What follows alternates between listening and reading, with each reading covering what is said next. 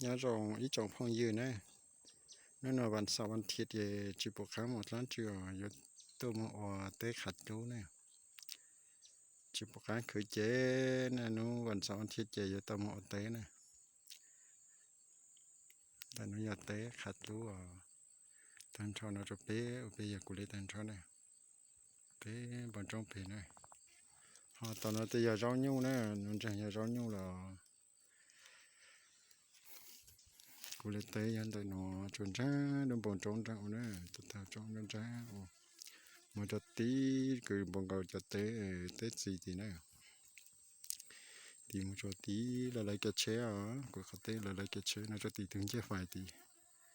แต่เขาจะตีโดนบนจงจนตรงสี่ยิงเราโดนโจ้ได้เนี่ยตาต่อปีอเตะสิ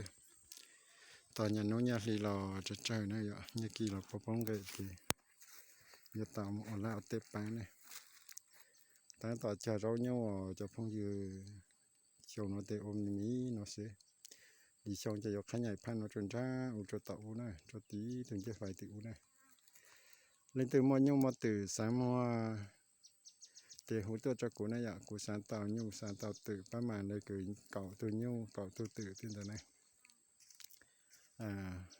มีหูตัวจะกูอย่าเล่นตื่นสามมัวเตะหูตัวจะกูตัวเล็กสัตว์ต้องยาส่วนไปส่วนจุดไปส่วนจบแล้วเนี่ยโดนชี้ช็อตเลยมั่วเลยเนาะเสียเนี่ยตรงนี้